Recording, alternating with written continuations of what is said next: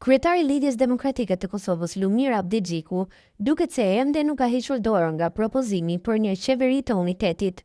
Një natë para mbajtjes së vazhdimit të 29 seancës konstituive, Abdigjiku ka bërë një postim në Facebook, duke thënë se duan ndërmarrë veprime urgjente, ndërsa postimin e ka shoqëruar me një fotografi në zyrën e tij e ku në sfond duket edhe një pikturë me figurën e presidentit historik të Kosovës, Dr. Ibrahim Rugova.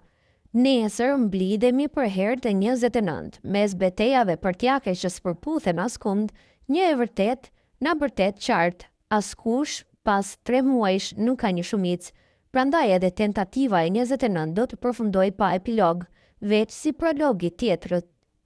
Popullin, atë në të cilin thirremi se e përfaqësojmë kemi lënë vetë.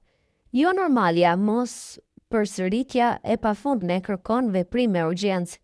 Vazhdoj të besoj se në këtë vend ekziston edhe një vedije politike që ndjen përgjegjësi për njerëzit tanë, për shtetin tonë, për faktin se po kthehemi në shembull të pahishëm brenda dhe jashtë. Vazhdoj të përsëris thirrjen time drejt liderëve të vetëvendosjes, PDK-s, AK-s dhe Nismas, që t'i kthehen propozimit tim për një qeveri të unitetit, të vlerësojnë me kujdes, shkruan ai. Kreu i LDK-s ka thënë se do të propozojë një agjendë 15 pikërshe bashkëpunimi për qeverinë e unitetit. Vazhdoj të besoj se mund të ulemi të flasim dhe të pajtohemi për një zgjidhje të përbashkët. Kjo krizë mund të na shërbejë si mundësi nëse e trajtojmë me guxim dhe me përgjegjësi. Natyrisht se ka zëra mjaft që na ushqejnë që ta vinë larg, por sot para vetes kjo krizë na tharret veç për përgjegjësi. Asgjë më pak, prandaj gjatë kësaj jave do të shkoj edhe një haptutje, pas finalizimit të konsultimeve të brendshme do të dalë me një agjendë 15 pikërshe, një platformë konkrete bashkëpunimish për qeverinë e unitetit, të cilën do t'ua ofroj të gjitha partive politike pa përjashtim. Shpresoj që të kuptohet qartë, uniteti sot nuk është luks, është domosdoshmëri, është shprehur ai. Sipas tij, para një opozite dhe para një bilanci demokratik Kosovës i duhet një qeveri legjitime dhe kuvend funksional.